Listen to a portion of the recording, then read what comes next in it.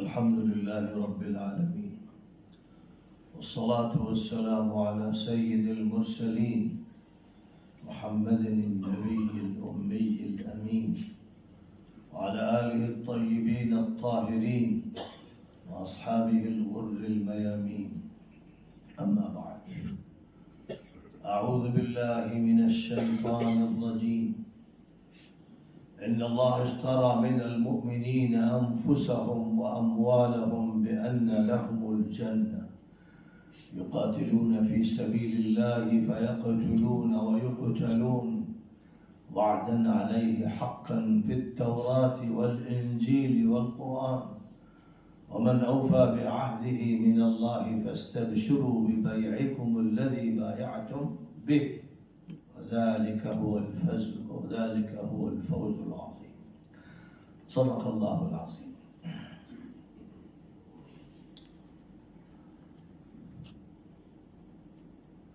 قطر کے دارالخلافت الدوحہ میں آج ہم آپ حضرات سے ایک طویل عرصے کے بعد ملاقات کر رہے ہیں. بار بار میرا قطر آنا ہوا اور الاتحاد العالمی لعلماء المسلمین سے میرا تعلق اس کی تأسیس کی تاریخ سے ہے، بلکہ اس کے بانی سے میرا تعلق 1975 سے قائم ہوا، جب دارالعلوم ندوۃ العلماء کا جشن تعلیمی منعقد ہوا اور پورے عالم اسلام کے عظیم علماء اس میں شریک ہوئے. تو جو حضرات وہاں خطاب فرماتے رہے، جن میں علامہ شیخ حسن حبنکہ المیدانی بھی تھے، اور علامہ محدث جلیل شیخ عبد الفتاح ابو غدہ بھی تھے، اور ازہر کے شیخ بھی تھے. لیکن جس شخصیت نے عوام کو، خواص کو، عربی جاننے والوں اور نہ جاننے والوں کو بڑی شدت سے متاثر کیا، وہ حضرت الاستاذ شیخ یوسف القرضاوی رحمہ اللہ تھے. اور پھر اعظم گڑھ میں دارالمصنفین کی طرف سے جو کانفرنس استشراق اور مستشرقین پر منعقد ہوئی، جس میں شیخ یوسف القرضاوی تشریف لائے اور ان کی تقریر کے ترجمے کے سلسلے میں تلاش تھی کہ یہ ذمہ داری کس کو دی جائے. تو اس وقت میرا انتخاب کیا گیا. میں نیا مدرس بنا تھا، غالباً 1982-83 کی بات ہے. تو شیخ قرضاوی کی جو خطابت ہوتی تھی گرجدار اور بڑی طاقتور فصیح و بلیغ، اس کا میں نے ترجمہ کیا. تو الحمدللہ یہ کوشش کی کہ میں انہی کے لب و لہجے میں ان کے مضامین کو پیش کروں. حضرت مولانا سید ابوالحسن علی حسنی ندوی رحمۃ اللہ علیہ اسٹیج پر تشریف فرما تھے، اور وہ بھی اور شیخ قرضاوی بھی بس مجھے دیکھ رہے تھے، ان کی نگاہیں مجھ پر گڑی تھیں. اور ترجمہ مکمل ہوا تو مولانا علی میاں نے شیخ قرضاوی سے کہا کہ انہوں نے جو ترجمہ کیا اس میں آپ کے مضمون اور آپ کے لہجے دونوں کی ترجمانی مکمل تھی. اور شیخ قرضاوی بہت متاثر ہوئے. پھر تو مولانا سے ان کا اصرار تھا کہ انہیں ہمارے حوالے کر دیں. قطر میں مرکز السنہ والسیرہ کے سلسلے میں جو کام مطلوب ہے اس میں ہمارے معاون بنے. لیکن بہرحال میں تو ندوے گیا تھا ریاض چھوڑ کر، وقف ہونے کے لیے کہ بس میری جان، میرا مال اور میری صلاحیتیں ندوے کے لیے وقف ہیں. اور الحمدللہ اللہ تعالیٰ نے اس کی توفیق عطا فرمائی. آج جس صورتحال میں آپ سے قطر میں مل رہا ہوں. میں نے جب قطر کا ظالمانہ بائیکاٹ کیا گیا تھا تو اس وقت قطر کا ساتھ دیا تھا اور پوری قوت کے ساتھ اس کی مدافعت اور نصرت کے سلسلے کے بیانات دیے تھے. اور ظاہر ہے کہ جو بائیکاٹ کر رہے تھے ان کے خلاف بھی پوری شدت کے ساتھ میں نے باتیں کی تھیں.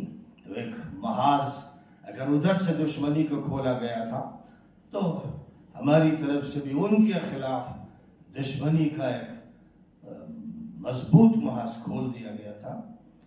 اور ابھی قطر کا جو موقف ہے فلسطین کی سرزمین پر جو معرکہ برپا ہے اور جس میں غزہ کے جو مستضعفین ہیں اور مظلومین ہیں، غزہ کے جو باشندے جو جنگ میں شریک نہیں تھے، اپنے گھروں پر تھے، بوڑھے بھی، عورتیں بھی اور بچے بھی، ان پر جس طرح سے ظالمانہ مجرمانہ کارروائیاں کی گئی ہیں، ان پر بمباری کر کے ان کے گھروں کو، ان کے محلوں کو اس طرح سے تباہ و برباد کیا گیا کہ چھتوں کو، دیواروں کو گھروں میں رہنے والوں پر گرا دیا گیا، بلکہ ملبے میں تبدیل کر دیا گیا. ایسی صورتحال میں جب منافق حکومتوں نے خاموشی اختیار کی یا اسرائیل کا، یہودیوں کا، صہیونیوں کا، صلیبیوں کا ساتھ دیا، اس موقع پر جو موقف قطر کی حکومت نے اختیار کیا اور اس سے پہلے بھی اس نے جو موقف اختیار کیا تھا خاص طور پر طالبان کے حق میں، اور امریکہ جب افغانستان میں اپنی قبر تیار کر رہا تھا اور شکست کی کالک اس کے منہ پہ لگا دی گئی تھی، تو قطر تھا جو طالبان اور امریکہ کے درمیان واسطہ بنا، اور بہرحال ایک ایسا معاہدہ ہوا کہ جس معاہدے کا مطلب یہ تھا کہ امریکہ کو افغانستان سے باہر نکل جانا ہے اور طالبان کا نظام قائم ہونا ہے. تو اس وقت بھی چھوٹا سا یہ ملک قطر ایک ایسے کردار کا ذمہ دار بنا جس کی اگر توقع ہو سکتی تھی تو جزیرۃ العرب کے سب سے بڑے ملک سے ہو سکتی تھی، لیکن یہ اللہ کے فیصلے ہوتے ہیں، تقدیر ہوتی ہے، توفیق ہوتی ہے کہ قطر کو یہ توفیق ملی اور اس نے عالمی سطح پر ایک بڑا کام کیا، اور دنیا کی وہ طاقت جو سپر پاور کہلاتی ہے اس کو گویا کہ یہاں پر طالبان سے معاہدہ کر کے یہ سمجھا دیا گیا کہ اس کی سپریمیسی کو غارت کر دیا گیا ہے، اسے دفن کر دیا گیا ہے. اس لیے اب سپریمیسی کے قصے اس کو ترک کر دینے چاہیے. یہ ظاہر ہے کہ یہ معافی ضمیر تھا، یہ الفاظ زبان پر نہیں لائے جاتے. اور پھر اس کے بعد غزہ کے مظلوموں کی جو مدد قطر نے کی ہے اور فلسطین کے قضیے میں جس طرح جرأت اور ہمت کے ساتھ ساتھ دیا ہے، تو میں نے وہ بات جو پہلے بھی کہی تھی ابھی پھر کہی، بشریٰ لامیر قطر کے عنوان سے میں نے ایک بیان دیا جس میں میرا یہ کہنا تھا کہ نبی اکرم صلی اللہ علیہ وسلم کے پاس جب بنو تمیم کے صدقات لائے گئے تو فرمایا ہذہ صدقات قومی. اس وقت حضور نے یہ فرمایا تو ہم بھی بڑے تعجب میں تھے کہ یہ کیسے فرمایا. تحقیق سے یہ بات معلوم ہوئی کہ جہاں تک بنو تمیم کا تعلق ہے یہ بھی حضرت اسماعیل کے خاندان سے ہیں اور جا کر نسب ان کا حضور اکرم صلی اللہ علیہ وسلم سے جڑ جاتا ہے. ایک تو یہ بات ہوئی. دوسری بات جو نبی صلی اللہ علیہ وسلم نے فرمائی وہ بڑی اہمیت کی حامل ہے، کاش کہ تمام حکمراں اس کو سمجھیں اور یہاں کے سارے ذمہ دار، کہ آپ نے یہ بات ارشاد فرمائی تھی کہ بنو تمیم اشد علی الدجال من الناس جميعا. یہ جو بات فرمائی تھی کہ بنو تمیم دجال کے لیے سخت ثابت ہوں. تو اب اس وقت فلسطین میں جنگ ہو رہی ہے اور اس سے پہلے جو تمہیدی جنگیں ہوئیں افغانستان میں، پھر عراق میں، پھر شام میں اور پھر دوسرے ممالک میں، ان تمام ممالک میں جو جنگیں کی گئیں یہ دجالی طاقتوں کی طرف سے جنگیں کی گئیں، اور چونکہ دجال کبیر کو ظاہر ہونا ہے، اور یہ نہیں معلوم کہ وہ کب ظاہر ہوگا، لیکن جہاں تک تعلق ہے یہودیوں کا اور عیسائیوں کا، وہ سب کے سب ہزار سوم میں اس کے منتظر تھے اور ہیں۔ 2000 کا جب سال تھا تو پوری دنیا میں ملینیم منایا گیا بڑے جوش و خروش سے، اور ملینیم کا مطلب یعنی ہزارہ کو منایا گیا کہ 2000 سال حضرت عیسیٰ علیہ السلام کی پیدائش پر پورے ہوئے، اور ان کے یہاں جو پیشگوئیاں ہیں، ان کے یہاں جو مستقبل کے بارے میں بیانات ہیں، عیسائیوں کے یہاں جو بیانات ہیں وہ بھی کچھ اس طرح کے ہیں کہ 2000 کے بعد، یعنی 2001 میں 2002 میں قریب ترین وقت میں عیسیٰ مسیح علیہ السلام تشریف لائیں گے۔ ان کے یہاں یہ عقیدہ ہے، اور اس عقیدے کے ساتھ وہ یہ مانتے ہیں کہ شہر القدس میں ان کی تشریف آوری ہوگی، اور پھر نظام پوری دنیا کا ان کے ہاتھ میں ہوگا جو 1000 سال تک قائم رہے گا۔ یہ عیسائیوں کا نظریہ ہے، ان کا عقیدہ ہے۔ اس کے خلاف یہودیوں کا یہ کہنا ہے کہ جو ہمارا مسیح ہے وہ مسیح وہ ہے جس کو عیسائی جانتے ہیں کہ وہ اینٹی کرائسٹ کہلاتا ہے، یعنی حضرت عیسیٰ کے مقابل اور ان کے حریف طاقت کے طور پر اس کو اینٹی کرائسٹ کہا جاتا ہے، یعنی ضد المسیح ہے۔ تو اب یہ جو ضد المسیح ہے، یہودی اس کو اپنا مسیح مانتے ہیں، اور ان کا بھی یہ کہنا ہے کہ 2000 کے بعد سن 2001 میں 2 میں یعنی بالکل قریبی عرصے میں ہمارا مسیح آنے والا ہے، ظاہر ہوگا۔ اس لیے دیوانہ وار اس کی کوشش کرتے رہے کہ پورے القدس پر ان کا قبضہ ہو، اور ڈونلڈ ٹرمپ کا جو دور تھا وہ سب سے بڑا خبیث و بدماش اور عیاش، اس نے جو کچھ سعودیہ کے ساتھ کیا، پھر صہیونیوں کے ساتھ جس تعلق کا مظاہرہ کیا، پھر صلیبیوں کے ساتھ تعلق کا مظاہرہ ویٹیکن سٹی میں جا کر کیا، اور آل سعود نے اس کو 450 ملیارڈ ڈالر دیے، اس کی خدمت میں نذرانہ پیش کیا۔ یہ وہ خبیث انسان تھا جس نے اعلان کیا کہ اب اسرائیل کا جو کیپٹل ہے وہ یروشلم میں ہوگا، شہر القدس میں ہوگا، اور امریکہ نے اپنا سفارت خانہ بھی وہاں منتقل کر دیا، یعنی بات گویا بالکل قریب آ گئی۔ اور اس کا مطلب یہ تھا کہ نعوذ باللہ ثم نعوذ باللہ مسجد اقصی کو شہید کیا جائے گا۔ یہ ان کا فیصلہ ہے، قطعی فیصلہ ہے۔ بالکل اس طرح سمجھیے کہ جیسے ہم اور آپ قرآن کی صداقت پر یقین رکھتے ہیں اور نبی صلی اللہ علیہ وسلم کی پیشین گوئیوں پر یقین رکھتے ہیں، ویسے ہی تمام یہود اس پر یقین رکھتے ہیں کہ مسیح ظاہر ہوگا، اور ہزار سوم کے ابتدائی سالوں میں ظاہر ہوگا۔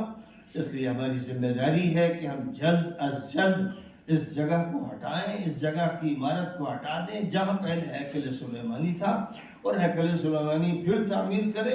حالانکہ جب وہ ہیکل سلیمانی کا لفظ استعمال کرتے ہیں تو اپنے دجل کی بنیاد پر اس کا صحیح نام نہیں ذکر کرتے، وہ دراصل قصر دجال، دجال کا جو محل ہوگا، جو کیپٹل ہوگا، جیسے وائٹ ہاؤس ہے امریکہ میں، ویسے جو بلڈنگ یروشلم میں قائم کی جائے گی وہ در حقیقت دجال کا محل ہوگا، جس کو ہیکل سلیمانی کہا جاتا ہے۔ اور اس کے لیے اتنے بے چین ہیں کہ قدس میں مسجد اقصی کے نیچے سرنگیں بنائی گئی ہیں، راستے بنائے گئے ہیں، کھدائیاں کی گئی ہیں، اس جھوٹ کے سہارے کے تابوت یہی کہیں چھپا ہوا ہے۔ وہ تابوت قرآن میں جس کا ذکر ہے تابوت سکینہ کے طور پر، وہ یہی چھپا ہوا ہے، اس لیے ہمیں یہاں سے نکالنا ہے۔ وہ جانتے ہیں کہ یہ بالکل جھوٹ ہے، لیکن ایک اصرار ہے، اور یہ اصرار ایک خاص مقصد کی خاطر ہے، تو وہ یہ عمل کر رہے ہیں۔ اور پھر یہ عمل کرتے کرتے 2023 میں جو خطرناک صورتحال قائم ہوئی، اور پھر یہاں تک کہ 2024 میں ہم داخل ہو گئے تو یوں سمجھیے کہ بس جیسے سکرات کا عالم طاری ہوتا ہے، حالت احتضار ہوتی ہے، اور جس چراغ کے گل ہونے کا وقت ہوتا ہے اس وقت اس کی لو بڑھ جاتی ہے، اس طرح کی کیفیت اسرائیل پر طاری ہے۔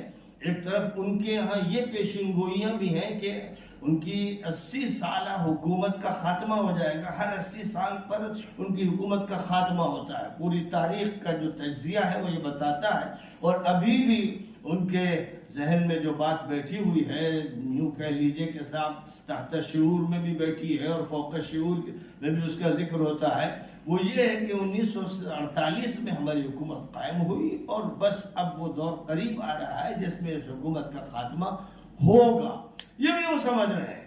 لیکن اس سے پہلے وہ یہ چاہتے ہیں، زائنسٹ جو ہیں یعنی صہیونی جو ہیں، وہ یہ چاہتے ہیں کہ وہ قصر دجال قائم کر دیں، کیونکہ ان کے نزدیک یہ بھی عقیدہ ہے جب تک دجال کا محل قائم نہیں کیا جائے گا، تعمیر نہیں کیا جائے گا، ان کا وہ مسیح نہیں آئے گا۔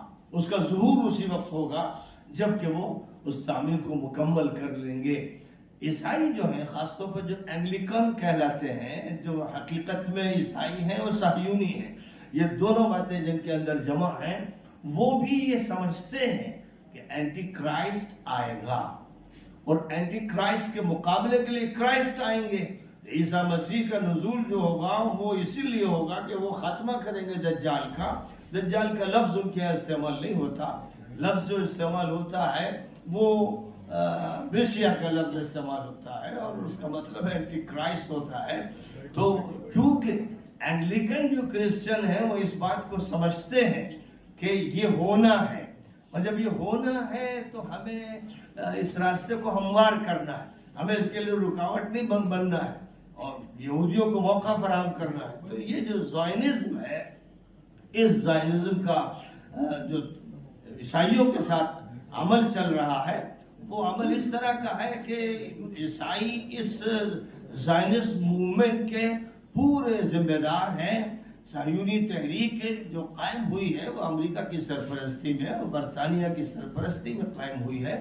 کہنے کو یہ سمجھا جاتا ہے کہ یہودی ہیں جو صہیونی ہیں، ایسا نہیں ہے، بلکہ عیسائیوں کی بڑی تعداد، خاص طور پر جو اینگلیکن کہلاتے ہیں اور پروٹسٹنٹ طبقے سے تعلق رکھتے ہیں، بعد میں پھر کیتھولک بھی متاثر ہوئے اور ویٹیکن سٹی میں بھی صہیونیت نے دروازے کھول لیے، لیکن جہاں تک صہیونیت کا تعلق ہے تو وہ دونوں کے درمیان مشترک ہے۔ تو وہ یہ جانتے ہیں کہ اینٹی کرائسٹ دجال ظاہر ہوگا اور عیسیٰ مسیح کا نزول ہوگا، پھر اس کے بعد یہ سارے یہودی عیسیٰ مسیح کو ماننے پر مجبور ہو جائیں گے۔ اب یہ کیونکہ واقعات کی ایک ترتیب ہے، واقعات کی اس ترتیب کو پورا ہونا ہے، یہ عقیدے کی بات ہے۔ جیسے ہمارے یہاں واقعات کی ترتیب احادیث میں جو بیان کی گئی ہے اس ترتیب کو ہم مانتے ہیں، لیکن ہمارے یہاں یہ نہیں ہے کہ ہزارہ سوم کے شروع میں ایسا ہوگا یا انہی سالوں میں ایسا ہوگا۔ یہ الگ بات ہے کہ بہت سے بڑے بڑے علماء، مسلمانوں کے بڑے علماء کا احساس یہ ہے، کچھ ان کے اندازے ہیں، کچھ جو جمل کے حروف ہیں ان سے کچھ انہوں نے اندازے لگائے ہیں کہ 2022، 23 یا 24 میں دنیا میں بہت بڑا واقعہ ہونے والا ہے۔ اس بڑے واقعے کی ترجمانی پھر یہ ہوتی ہے کہ حضرت مہدی کا ظہور ہونے والا ہے، اور حضرت مہدی کا ظہور، حضرت عیسیٰ کا نزول، سب قریب قریب دور کی باتیں ہیں، اور ان دونوں کے اتفاق کی بنیاد پر دجالی نظام کا پوری دنیا سے خاتمہ ہوگا۔ تو ہمارے یہاں یہ نہیں طے ہے حدیثوں کی روشنی میں کہ کون سا سال ہوگا اور ہزارہ سوم ہوگا یا اس کے بعد ہوگا، لیکن جو لوگ بھی اندازے لگاتے ہیں، تحقیقات کرتے ہیں، ان کا یہ کہنا ہے کہ 22، 23، 24 یہ بہرحال ایسا وقت ہے جس میں بہت دھماکہ خیز صورتحال ہونے والی ہے۔ یہاں تک کہ رامپور میں عبداللہ طارق صاحب ہیں جن کا بڑا مطالعہ ہے ہندوازم کا اور ہندو لٹریچر کا، انہوں نے ایک موقع میں بڑی تفصیل کے ساتھ یہ بات کی کہ بہت سے ہندو پنڈت، سنت، مہنت بھی یہ مانتے ہیں کہ 2023 یا 24 میں پوری دنیا میں دھماکہ خیز صورتحال ہوگی۔ اب وہ بالکل واضح بات تو نہیں کر پاتے، بلکہ بعض سنتوں نے یہ بھی کہا کہ کوئی عربی شخص ظاہر ہوگا جو پوری دنیا پر غلبہ حاصل کر لے گا۔ اس کا مطلب یہ ہوا کہ مہدی کا ایک تصور ان کے یہاں بھی موجود ہے کسی نہ کسی اجمالی شکل میں، اور یہودیوں کے یہاں تو بہت تفصیل کے ساتھ موجود ہے، عیسائیوں کے یہاں بھی بہت تفصیل کے ساتھ اس کا ذکر ہے۔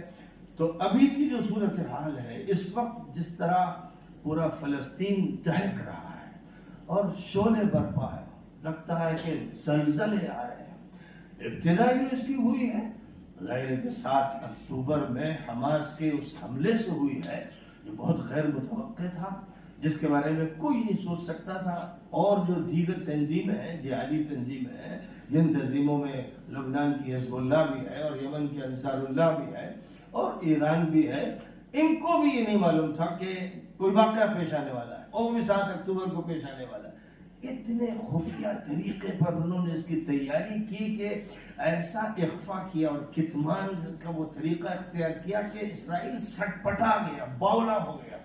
یعنی اسرائیل کی خصوصیت یہ ہے کہ اس کے پاس تجسس کے ایسے آلات ہیں، اور پوری دنیا میں جاسوسی نظام اس نے پھیلا رکھا ہے۔ اس کی موساد ایسی ہے کہ لوگ ذرا سی بات کریں، حرکت کریں تو اس کو معلوم ہوتا ہے۔ یہ پوری دنیا میں پروپیگنڈا کیا گیا، بڑا شور مچایا گیا، اور اسی کی دہشت ایسی قائم رہی کہ عرب ملکوں اور عرب ملکوں کے حکمرانوں کا یہ حال تھا کہ اسرائیل سے اسی دہشت کے اندر اس کے دباؤ میں تھے، اور یہ بھی معلوم کہ امریکہ اس کے پیچھے کھڑا ہوا ہے۔ اس لیے ان کی طرف سے یہ فیصلہ تھا کہ جو معاہدہ اسرائیل سے کرنا ہے ہمیں اس کو فائنل کر لینا چاہیے، اور اس کو صفقۃ القرن، صدی کا سودا، سینچری ڈیل کا نام دیا گیا۔ ابھی 2-3 سال پہلے اس کا اتنا شور اور ہنگامہ تھا کہ بس اب کس صبح کو یہ اطلاع ملے گی کہ اس کو ہر اعتبار سے فائنل کر دیا گیا، کھلا طور پر۔ صرف تھوڑی رکاوٹ جو دکھتی تھی وہ سعودی عرب کی طرف سے دکھتی تھی، لیکن یہ صرف ظاہر داری تھی، ورنہ اندر سے پورا پلان طے پا گیا تھا۔ اور صفقۃ القرن کی جو بنیادی باتیں تھیں وہ یہ کہ فلسطینیوں کو فلسطین کی سرزمین سے بالکل نکال دیا جائے گا۔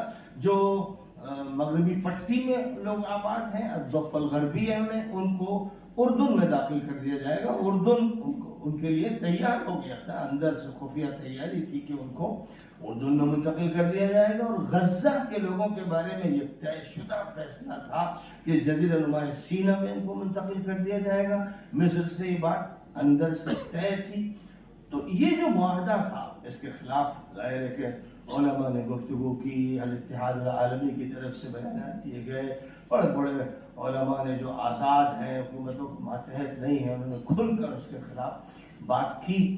لیکن یہ بات ہوتی رہتی اور یہ صفقۃ القرن پورا ہو چکا ہوتا، اور آپ جو کچھ دیکھتے رہے اس پورے عرصے میں کہ یہودی کبھی ریاض میں دندنا رہے ہیں، اور کبھی ایک یہودی مدینہ منورہ میں اور مسجد نبوی میں ٹہل رہا ہے، اور جو مدینہ منورہ میں بنو قینقاع، بنو نذیر اور بنو قریظہ کے قلعے تھے، ان کے بارے میں باقاعدہ سرکاری طور پر مطالبہ کیا جا رہا ہے آل سعود سے کہ یہ ہمیں حوالے کیے جائیں، ورنہ کم از کم درجہ یہ تھا کہ ان کا ہرجانہ دیا جائے، اور جو بھی ہمیں نقصانات پہنچے عہد نبوی میں ان تمام نقصانات کی ذمہ داری مسلمان قبول کریں۔ تو یہ باتیں ایسی تھی کہ گویا ذہن سازی کی جا رہی تھی، اور جو اہم عہدے تھے جن میں رابطہ عالم اسلامی کے صدر کا عہدہ بھی ہے اور دیگر جو مفتیان کرام تھے، وہ اس کے لیے تمہید کر رہے تھے۔ دھیرے دھیرے یہ بات ہو رہی تھی، یہاں تک کہ افسوس یہ ہے کہ شیخ عبد الرحمن سدیس نے بھی خطبے میں یہ بات کہی کہ یہودیوں کے ساتھ تو اچھے تعلقات حضور پاک علیہ السلام نے بھی قائم فرمائے، اور حضرت صفیہ یہودیہ تھی، ان سے شادی بھی کی، وغیرہ وغیرہ۔ یہ ساری باتیں اس طرح سے دھیرے دھیرے خطبے میں کہی جا رہی تھی، اور فتووں کی زبان میں یہ باتیں دہرائی جا رہی تھی تاکہ ذہن پوری طرح تیار ہو جائے کہ قرآن پاک اور احادیث میں اچھے تعلقات کے جو احکامات دیے گئے ہیں تو پھر صرف یہودیوں کے ساتھ کیوں نہ ہو، ان کے ساتھ بھی اچھے تعلقات ہونے چاہیے۔ جس کا مطلب یہ تھا کہ عراق تو انہوں نے فتح کر ہی لیا تھا جب صدام کے خلاف بھیانک جنگ ہوئی تھی، اور جس وقت اس شہر میں پہنچی تھی امریکن فوجیں یعنی اسرائیلی فوجیں، جس کو کہا جاتا تھا، جس کا حضرت ابراہیم علیہ السلام سے تعلق تھا، تو اس وقت صہیونی سجدے میں گر پڑے تھے کہ یہ رب کا شکرانہ ادا کرنے کا موقع ہے کہ اس نے حضرت ابراہیم کے اس مقام تک پہنچا دیا. تو جو ان کے یہاں ان کے کیپٹل میں اور ان کے اصل صدارتی محل میں نقشہ لگا ہوا ہے کہ دریائے نیل سے دریائے فرات تک، وہ اس مرحلے میں تو داخل ہو گئے، کیونکہ مصر جہاں تک مصر کا تعلق ہے مرسی کا خاتمہ کر کے سیسی کو لایا گیا. اس سے پہلے بھی جو تھے وہ سب عیسائیوں یہودیوں کے ماتحت تھے، اور اب ایک مرسی ایسے آ گئے تھے کہ خطرہ تھا کہ صورتحال بدل جائے گی، اس لیے ان کا خاتمہ ضروری تھا اور ایک مجرم خبیث سیسی کو لایا گیا. تو انہوں نے اس طرح گویا مصر کو مکمل طور پر فتح کر لیا. عراق پہلے ہی فتح ہو چکا تھا اور دراندازیاں قائم تھی، اور امریکہ کے زبردست اڈے بھی وہاں رہے اور امریکہ اپنی طاقت کا استعمال کرتا رہا. اب عراق سے جنوب کی طرف چلتے چلتے نیوم کا شہر جہاں قائم کیا گیا، وہاں سے لے کر پھر جو شمالی علاقہ ہے اور مشرقی علاقہ ہے اس کے نیچے آتے خیبر ان کے حوالے ہونا ہے کیونکہ وہ انہی کا تھا. اس لیے یا تو بہت بڑا ہرجانہ دینا ہے جس سے معاشیات سعودیہ کی بیٹھ جائے گی، اور یا پھر ان کو خیبر حوالے کر دینا ہے، پھر خیبر سے نیچے مدینہ منورہ تک پہنچنا ہے. اور اگر مدینہ میں داخل نہیں ہو سکتے، مثلا اگر ایسا ہوتا ہے تو پھر رقمیں دینی ہے ان کے قلعوں کی. تو اس وقت کی جو قیمت تھی اب اس کو المضاف کرتے ہوئے آج کے دور میں ان قلعوں کی تعمیر میں جو کچھ اخراجات ہوں گے وہ سب ادا کیے جائیں گے. یہ جو پلاننگ تھی، اس پلاننگ کو جس طاقت نے، جن مجاہدین نے، جن ایمان والوں نے توڑ کے رکھ دیا، اس کا خاتمہ کر دیا، اس کو بکھیر کے رکھ دیا، وہ واقعہ یہ ہے کہ حماس کے لوگ، حماس کے مجاہدین ہیں جن کو شیخ احمد یاسین رحمۃ اللہ علیہ نے تیار کیا تھا. اور جب شیخ احمد یاسین کا وہ انقلاب برپا ہوا تھا، تحریک حماس قائم ہوئی تھی، تو بر صغیر میں الحمدللہ میں نے سب سے پہلے اس کا تعارف کرایا تھا، اس کا جو وثیقہ تھا اس کا اردو میں ترجمہ کیا تھا، اور اپنے پرچے میں پھر ان سے متعلق مضامین دیتا رہا. شیخ احمد یاسین کا بھی تعارف، پھر عبدالعزیز رنتیسی کا تعارف، ان سے پہلے شیخ قسام کا تعارف، اور جو بھی مفتی امین الحسینی، مفتی عبدالقادر الحسینی، ان سب حضرات کی جو عظیم الشان خدمات رہی ہیں، ان خدمات کے تعارف کا موقع ملا. اور جن حضرات نے ان موضوعات پر لکھا ہے، یعنی جو گھر کے بھیدی ہیں خوب جانتے ہیں، شیخ عبداللہ تل کی جو کتاب ہے اس کا میں نے ترجمہ یہودی خباثتوں کے عنوان سے کیا. اور سعودیہ میں جامعۃ الریاض کے پروفیسر نے جو کتاب لکھی حما سنتی الفین، انہوں نے کتاب لکھی 1999 میں، اور پیشین گوئی کی کہ سن 2000 کا بخار، میں نے اس کا نام رکھا ہزار سوم کی قیامت صغریٰ. کتاب کا ترجمہ کیا اور نام اس کا وہ رکھا کہ زیادہ سازش سمجھ میں آئے. 7 اکتوبر میں جو واقعہ پیش آیا ہے، یوں سمجھیے کہ وہ اسرائیل سے ہونے والی جنگوں میں سے ایک واقعہ نہیں ہے.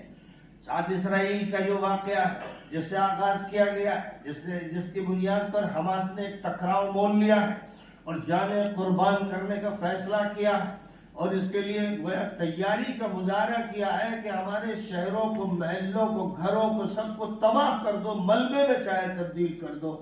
لیکن یہ جنگ اب رکنے والی نہیں ہے. یہ جنگ اس وقت تک چلتی رہے گی جب تک کہ قدس کو آزاد نہ کرا لیا جائے گا، جب تک کہ مسجد اقصی کو آزاد نہ کرا لیا جائے گا. اور یہ جنگ اسرائیل سے نہیں ہے، خوب یاد رکھیے، یہ جنگ امریکہ سے ہے، یہ جنگ برطانیہ سے، فرانس سے، جرمنی سے، یورپین کنٹریز سے. یہ جنگ عالمی ہے، عالمی نظام کے خلاف. اس وقت جو طاقت اٹھ کر سامنے آئی ہے وہ طاقت ایسی ہے کہ جس کے یہاں پسپائی نام کی کوئی چیز نہیں. وہ صرف یہ جانتے ہیں اما النصر و اما الشہادہ، یا کامیاب ہونا ہے یا جانیں دے دینا ہے. اور کیوں نہ ایسا ہو، جب کوئی مومن ہوتا ہے تو وہ قرآن پر یقین رکھتا ہے. اور میں نے اپنی گفتگو کے آغاز میں آپ کے سامنے جو آیت کریمہ پیش کی، ان اللہ اشتری من المؤمنین انفسهم وأموالهم بأن لهم الجنة. اللہ تعالیٰ نے تمہاری جانوں کو تمہارے مالوں کو خرید لیا ہے، سودا ہو گیا ہے. وہ صفقۃ القرن، وہ ذلیل و حقیر مجرمانہ سودا نہیں. اللہ کے ساتھ جو سودا بندوں کا ہوتا ہے وہ سودا یہ ہے کہ اللہ جان آپ کی ہے، مال آپ کا ہے، سب کچھ آپ کا ہے. ہم تو صرف امین ہیں اور آپ نے امین بنایا، یہ آپ کا کرم ہے. تو جان و مال کی قربانی کی باتیں ہیں، تقریریں ہیں، درس ہیں، بیانات ہیں، الفاظ کے ترجمے ہیں، لیکن آیت کریمہ کا وہ ترجمہ جو عمل سے پیش کیا جائے، جو عملاً جانوں اور مالوں کے نذرانے سے پیش کیا جائے، اس دور میں اللہ تعالیٰ نے اس کی توفیق حماس کو دی. انہوں نے اس دور میں قرآن کا معجزہ دکھایا ہے. اس دور میں قرآن کے مفسر وہ ہیں جو میدان عمل میں. سید قطب رحمۃ اللہ علیہ نے فی ظلال القرآن میں جب اس آیت کریمہ کا ذکر کیا الف لام میم حسب الناس ان يتركوا ان يقولوا آمنا وهم لا يفتنون ولقد فتنا الذين من قبلهم فلا يعلمن الله الذين صدقوا ولا يعلمن الكاذبين.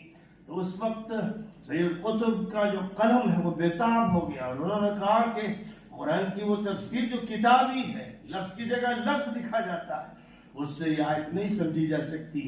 یہ اس وقت تک آیت نہیں سمجھی جا سکتی جب تک کہ آپ جہاد کے میدان میں نہ ہو، جب تک کہ آپ کفر سے مارکا مول نہ لے رہے ہو، جب تک ٹکراؤ نہ ہو، اس وقت تک اس آیت کو سمجھ نہیں سکتے. اس لیے خوب یاد رکھیے کہ قرآن پاک کی جو آیات ہیں، ان آیات کی جو تطبیقات ہیں، ان آیات پر جو عمل کی کیفیات ہیں، اور پھر ان آیات کی وجہ سے جو سرشاری کی کیفیت پیدا ہوتی ہے مومن بندوں کے اندر، وہی لوگ قرآن کے مفسر ہوتے ہیں. اور جو لفظوں کی نقالی کرتے ہیں اور صرف یہ کہ جلالین میں یہ لکھا گیا اور زمخشری نے یہ کہا، تو ٹھیک ہے، وہ الفاظ کا ترجمہ کر دیتے ہیں اور معنوں کو مترجم شکل میں پیش کر دیتے ہیں، لیکن وہ حقیقی تفسیر نہیں ہوتی. حقیقی تفسیر تو ظاہر ہے کہ نبی اکرم صلی اللہ علیہ وسلم نے کی اور آپ کے ان صحابہ نے کی جنہوں نے جانیں قربان کی. مکہ مکرمہ میں انہوں نے اپنے جسم کو حوالے کر دیا ایمان کے لیے. انہیں کتنے ہی ستایا جائے، کتنے ہی دکھ دیا جائے، انگاروں پر لٹایا جائے اور گرم ریت پہ لٹایا جائے، لیکن ان کی زبان احد احد کہتی تھی. ایک ایسا ایمان تیار کیا گیا تھا. پھر اس کے بعد وہ کہ جو السابقون الاولون من المہاجرین والانصار والذین اتبعوہم باحسان رضی اللہ عنہم ورضوا عنہ، یہ وہ لوگ ہیں جن کی قرآن تعریف کرتا ہے اور جا بجا تعریف کرتا ہے، اللہ تعریف کرتا ہے، ان کے انتخاب پہ تذکرہ فرماتا ہے. یہ وہ لوگ ہیں جنہوں نے قرآن کی شرح کی ہے، قرآن کی تفسیر کی ہے، حدیث کی تفسیر کی ہے. اس لیے انہوں نے الفاظ میں نہیں کی ہے. اس لیے جب ابتدائی دور میں آپ جائیں گے تو عبداللہ ابن عباس کی جو تفسیر ہے چند صفحات میں ہے، جو سب سے بڑے علم کے سمندر تھے، ان کی جو تفسیر ہے چند صفحات میں ہے، کیونکہ وہاں تفسیر کے لیے الفاظ درکار نہیں تھے، وہاں تو افعال درکار تھے. اور افعال سے جو تفسیر ہوتی تھی پھر وہ بڑھتی گئی، پھیلتی گئی. پھر اس تفسیر کو لوگوں نے جزیرۃ العرب میں دیکھا، شمال میں، جنوب میں، مشرق و مغرب میں. پھر اس کے بعد وہ تفسیر جو آگے بڑھی تو رومن امپائر کا خاتمہ کیا، پرشین امپائر کا خاتمہ کیا، اور مشرق و مغرب میں وہ پھیلتے چلے گئے. یہ تھی تفسیر قرآن کی. آج کے اس دور میں قرآن کی اور حدیث کی تفسیر اور نبی پاک کی پیشین گوئیوں کا جو بیان ہے اور جو اس کی عملی ترجمانی ہے، الحمدللہ حماس کے لوگ کر رہے ہیں. اور اس میں کوئی شک نہیں کہ جو بھی شریک ہیں، جتنے بھی شریک ہیں، حزب اللہ بھی شریک ہے، انصار اللہ بھی شریک ہے، اور بھی بہت سی تنظیمیں ہیں، سرائے القدس بھی ہے، کتائب القسام بھی ہے، بہت سی تنظیمیں ہیں، وہ سب شریک ہیں، پوری قوت کے ساتھ شریک ہیں، پورے اتحاد کے ساتھ شریک ہیں. اور جو بھی شریک ہے، جتنی بھی شرکت کرے، نبی پاک علیہ السلام نے فرمایا کہ کھجور بھی اگر تم دے دو تو اس پر بھی اللہ کا یہ اجر ہوتا ہے. آج بہت سے لوگ ہیں جو امت میں تفریق پیدا کرنے کے مجرم ہیں، امت کو توڑتے ہیں اور اسی راستے پر چلتے ہیں. اور یہ جو امت کو توڑنے والے ہیں، یہ نعوذ باللہ یہ مجرم حماس کو کہتے ہیں کہ حماس تو کسی کی ایجنٹ ہیں، حماس تو ایسے اور ویسے ہیں. ظاہر ہے کہ جو بھی تبصرے یہ کر رہے ہیں ایسے موقع پر کہ جب پورا غزہ دکھی ہے، ٹوٹا ہوا ہے، زخموں سے چور ہے، لاشیں ہی لاشیں ہیں، ماں کی لاش، باپ کی لاش، بیٹوں کی لاش، بہنوں کی لاش ہے، اور لاشیں بھی ایسی نہیں کہ جو صحیح سالم مل جائے، چتھڑے ہوئے ہوئے۔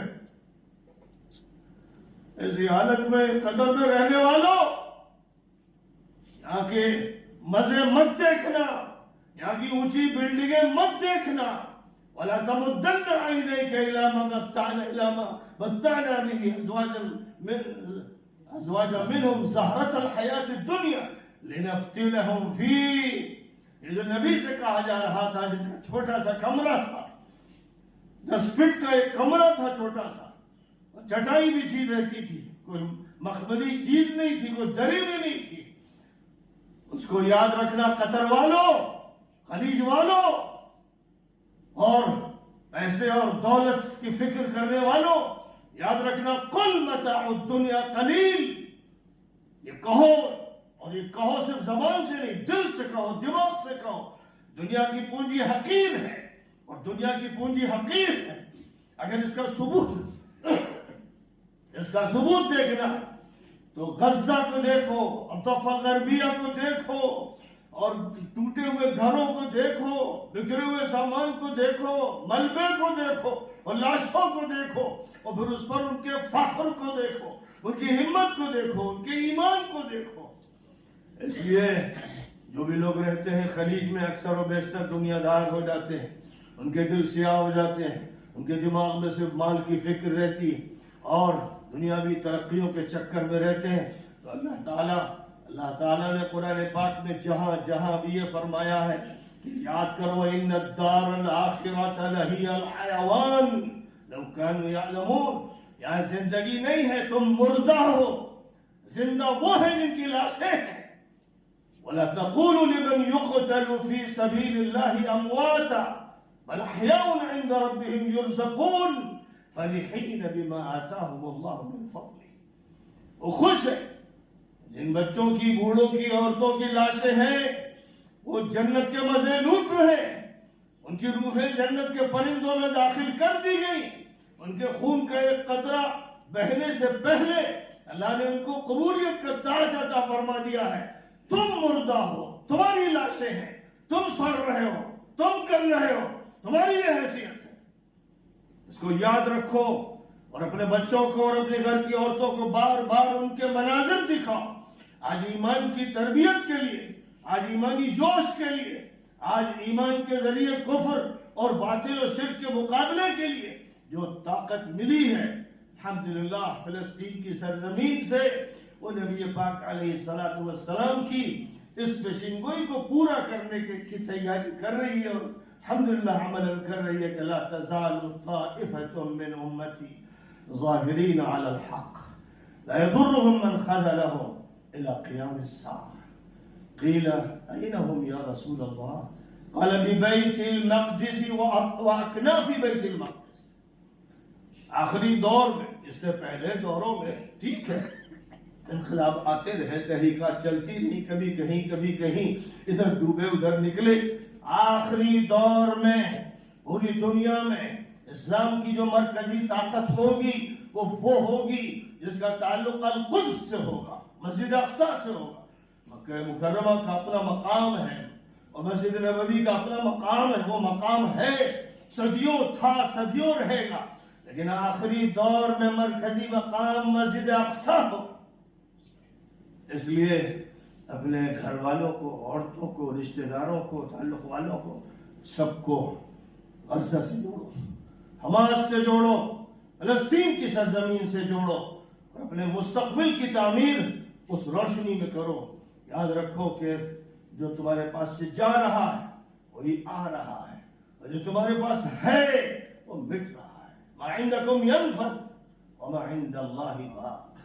بس یہ ہے اصل سبق جو غزہ کی سرزمین دے رہی ہے۔ قرآن نے یہی سبق دیا، حدیثوں نے یہی سبق دیا۔ اسی سبق سے جو جڑے گا وہ مومن ہوگا، اور جو اس سے دور ہوگا وہ پھر وہ فسطاط کفر و نفاق میں چلا جائے گا۔ اس وقت فسطاط ایمان اور فسطاط نفاق بالکل واضح ہو گئے۔ یہ خیمہ ہے مومنوں کا اور ایک خیمہ ہے منافقوں کا۔ کافروں کا، مجرموں کا، خبیثوں کا. اور یاد رکھو کہ اس میں حکام بھی ہیں اور مجرم علماء بھی ہیں، مفتی بھی ہیں، قاضی بھی ہیں. ایسے ہیں جن کو دیکھ کر یہ لگے کہ صاحب یہ تو بڑے علامہ وقت ہیں، یہ تو چنی اور چنا ہے. رَأَيْتَهُمْ تُعْجِبُكَ أَجْسَامُهُمْ وَإِنْ يَقُولُوا تَسْمَعْ لِقَوْلِهِمْ كَأَنَّهُمْ خُشُبٌ مُّسَنَّدَةٌ. یہ ایسے ہیں جیسے لکڑیاں دیوار سے ٹیک کے لگا دی گئی ہیں. نبی کا خطبہ سنتے تھے مسجد نبوی میں بیٹھ کر سنتے تھے. انہی کا تذکرہ آیت کریمہ ہے. آیت کریمہ میں فرمایا گیا نبی کا خطبہ سنتے تھے ٹیک لگا کر اور بے دلی کے ساتھ کہ کب ختم ہوگی بات، ان کا تذکرہ فرمایا گیا ہے. تو بہرحال اس وقت ضرورت ہے کہ اپنے ایمان کی حفاظت کی جائے، اپنی نسلوں کے ایمان کی حفاظت کی جائے، اور عورتوں کو فیشن سے اور فضول خرچی سے بچانے کے لیے سب سے بہتر طریقہ یہ ہے کہ حماس کی عورتوں کو دکھاؤ، بار بار دکھاؤ، ان سے کہو کہ وہی دیکھو، ان کو دیکھو، ان کو پڑھو، ان کو سمجھو، ان کا ساتھ دو، تو انشاءاللہ ایک انقلاب پورے عالم اسلامی میں برپا ہوگا. یہی باتیں تھی جو الاتحاد العالمی لعلماء المسلمین کے اجلاس میں ذکر کی گئیں، طے کی گئیں، اور یہ کہ پوری دنیا میں بیداری پیدا کرنا ہے، کام کرنا ہے، امت کو متحد بھی کرنا ہے، اور بالخصوص قضیہ فلسطین کو عام کر دینا ہے. اور ابھی اختتام ہوا، آج اختتامی مجلس تھی. ہم لوگوں کو جو دیر لگی کہ شیخ حسن ددو نے ایسی دعا کرائی، اتنی طویل کہ جو دعائیں مولانا یوسف صاحب تبلیغی اجتماعات میں کراتے تھے اور دوسرے حضرات کراتے ہیں، بہت لمبی تفصیلی جامع ترین دعائیں آج شیخ حسن ددو نے کرائیں، ہر طرح کے مسائل کے لیے بڑی جامعیت کے ساتھ. تو ظاہر ہے کہ کلیجے تو یوں ہی پھٹے ہوئے ہیں اور دل شق ہیں، اور جو بھی مومن ہے وہ حزن کی حالت میں، لیکن اسی کے ساتھ ساتھ ہمت بلند کا بھی ایک سبق دیا جا رہا ہے. ایسی شکل میں بہت سی بڑی لمبی دعاؤں پر ہم لوگ آمین کہتے رہے، اور الحمدللہ وہاں سے فارغ ہو کر آپ کی خدمت میں آئے. اللہ مبارک فرمائے. مجھے بڑی خوشی ہے کہ ہمارا سجاد صاحب بھی الاتحاد العالمی لعلماء المسلمین کے اجلاس میں تشریف لائے، اور خاص طور پر مسئلہ فلسطین اور غزہ کے سلسلے میں مولانا کا تعاون بھی ہوتا رہا. پھر یہاں کے ذمہ داروں سے بھی وہ ملتے رہے اور مجالس میں شریک رہے. ہمارے بچپن کے دوست ہیں، ساتھی ہیں، بے تکلف ہیں، اور جو بھی ملت کے کام رہے ان سب میں ہم لوگ شریک رہے. چاہے مجلس مشاورت تو خیر ہم لوگوں سے پہلے ہی ختم ہو گئی، لیکن ملی کونسل ہو یا مسلح بورڈ ہو یا اس کے علاوہ جو بھی کام ہیں ان کاموں میں ہم سب شریک رہے. اور اب ضرورت اس کی ہے، ہندوستان کے جو حالات اس وقت ہیں اور جو حالات عالمی طور پر ہیں، ان میں ضرورت ہے کہ ہم سب لوگ مل کر پورے اتحاد کے ساتھ، خلوص کے ساتھ، اچھی پلاننگ کے ساتھ اور اللہ سے دعائیں کرتے ہوئے ایک ایسا کام کریں جس سے صحیح معنی میں بیداری بھی پیدا ہو اور امت مسلمہ ہندیہ کو خاص طور پر زیادہ سے زیادہ فائدہ ہو. بس ان کلمات پر گفتگو ختم کرتا ہوں. آخر دعوانا